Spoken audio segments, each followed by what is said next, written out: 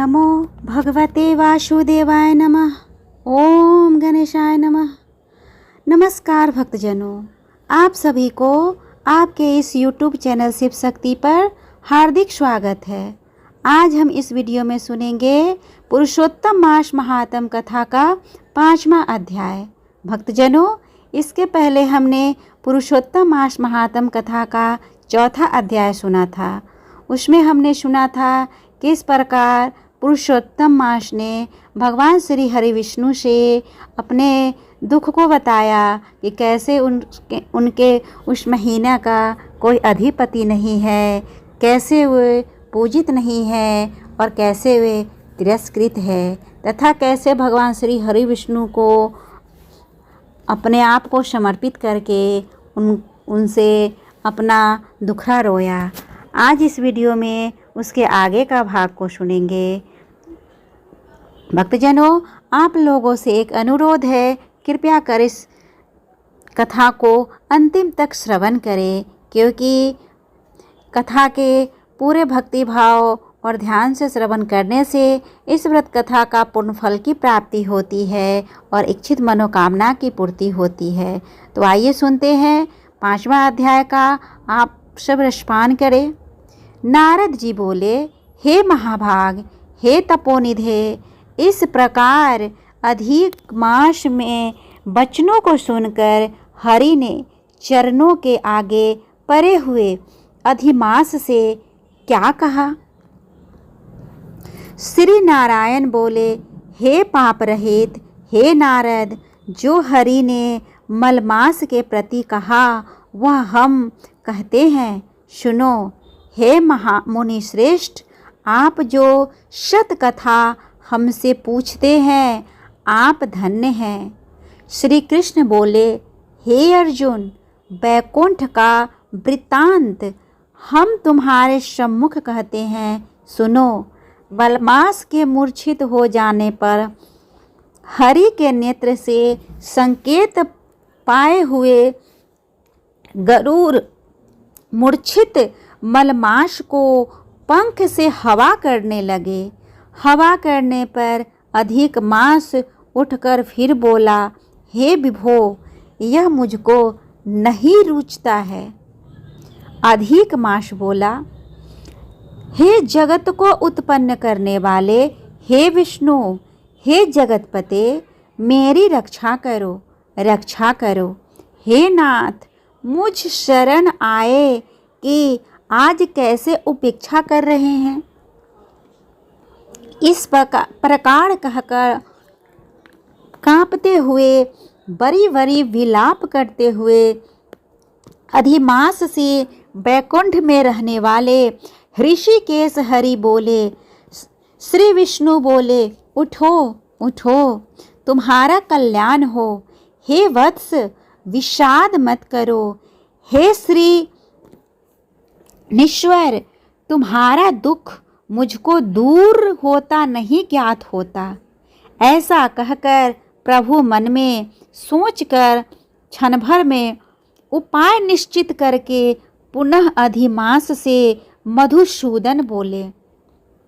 भक्तजनों, मधुसूदन बोले, हे वत्स, योगिनियों को भी जो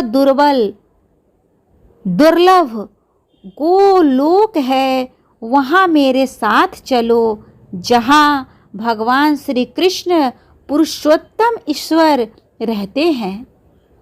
गोपियों के समुदाय के मध्य में स्थित जो 2 भुज वाले मुरली को धारण किए हुए नवीन मेघ के समान श्याम लाल कमल के सदृश नेत्र वाले शरद पूर्णिमा के चंद्रमा के समान अति सुंदर मुख वाले करोड़ों कामदेव के लावण्य की मनोहर लीला के धाम पीतांबर धारण किए हुए, माला पहने, वनमाला से विभूषित उत्तम रत्नाभरण धारण किए हुए, प्रेम के भूषण भक्तों के ऊपर दया करने वाले, चंदन चर्चित सर्वांग कस्तूरी और केसर से युक्त वक्ष स्थल में श्रीवत्स चिन्ह से शोभित, कौस्तुक मणि से विराजित,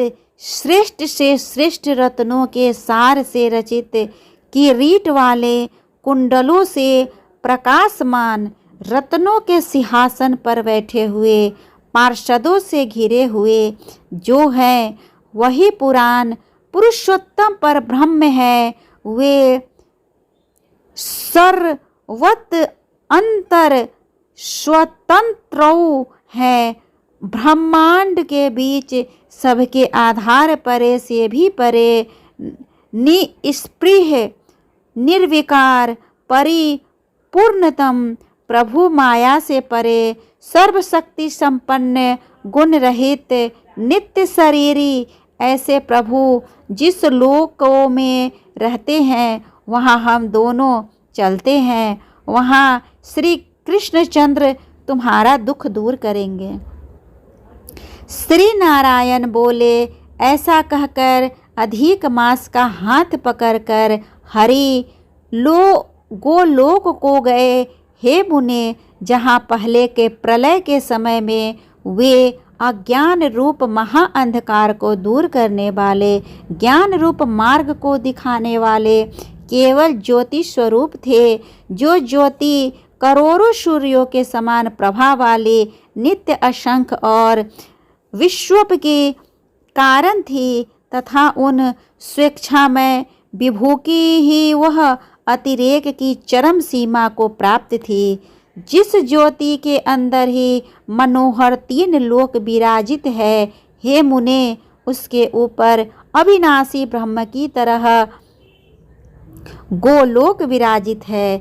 3 करोड़ योजन का चौतरफा जिसका विस्तार है, भक्तजनों, और मंडलाकार जिनकी आकृति है, लहाता हुआ साक्षात मूर्तिमान तेज का स्वरूप है, जिनकी मूर्ति रत्नमय है, योगियों द्वारा स्वप्न में भी जो अदृश्य है, परंतु जो विष्णु के भक्तों के से गम्य और सदृश्य है। ईश्वर ने योग द्वारा जिसे धारण कर रखा है, ऐसा उत्तम लोक अंतरिक्ष में स्थित है। आधि, व्याधि, बुढ़ापा, मृत्यु, शोक, भय आदि से रहित है, श्रेष्ठ रत्नों से विभूषित, असंख्य मकारों से शोभित है। उस लोक के नीचे 50 करोड़ योजन के विस्तार के भीतर दाहिने वैकुंठ और बाएं उसी के समान मनोहर शिवलोक स्थित है। 1 करोड़ योजन विस्तार के मंडल का वैकुंठ शोभित है। वहाँ सुंदर पीताम्बरधारी वैष्णव कहते हैं। उस वैकुंठ के रहने वाले शंख, चक्र, गदा, पद्म धारण किए हुए लक्ष्मी के रहित चतुर्भुज है। उस वैकुंठ में रहने वाली स्त्रियां बजते हुए नुपुर और करधनी धारण की है, सब लक्ष्मी के समान रूपवती है। गोलोक के बाएं तरफ से शिवलोक है, उसका करोड़ योजन विस्तार है और वह प्रलय शून्य है। सृष्टि में पार्षदों से युक्त रहता है। बड़े भाग्यवान शंकर के गण जहाँ निवास करते हैं, शिवलोक में रहने वाले सब लोग सर्वांग भस्म धारण किए, नाग का यज्ञोपवीत पहने रहते हैं। अर्धचंद्र जिसके मस्तक में शोभित है, त्रिशूल और पट्टी सधारी, सब गंगा को धारण किए वीर है और सबके सब शंकर के समान जयशाली है। गोलोक के अंदर अति सुंदर एक ज्योति है। वह ज्योति परम आनंद को देने वाली और बराबर परमानंद का कारण है।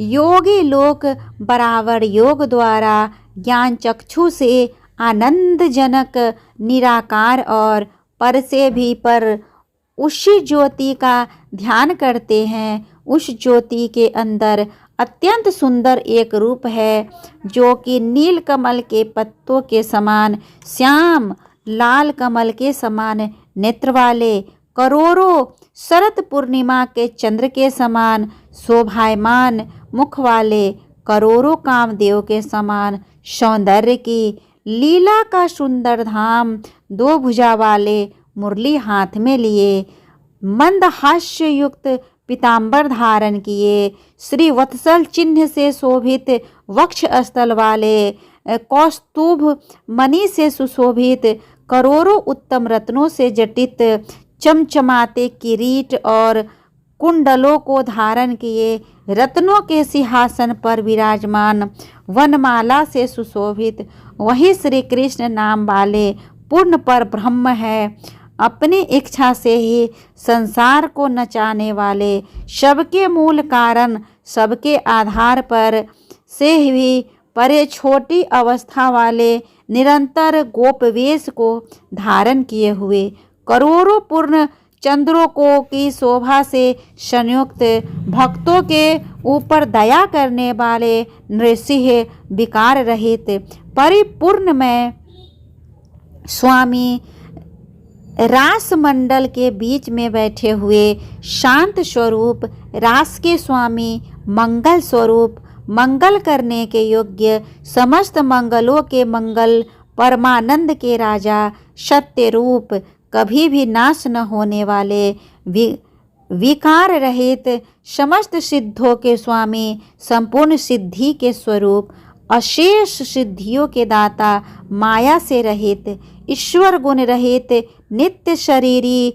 आदि पुरुष, अव्यक्त, अनेक है, नाम जिसके अनेक द्वार, स्तुति किए जाने पर नित्य स्वतंत्र अद्वितीय शांत स्वरूप, भक्तों को शांति देने में परायण, ऐसे परमात्मा के स्वरूप को शांति प्रिय, शांत और शांति परायण जो विष्णु भक्त हैं वे ध्यान करते हैं। इस प्रकार के स्वरूप वाले भगवान कहे जाने वाले वही एक आनंद कंद श्री कृष्णचंद्र है। श्री नारायण बोले।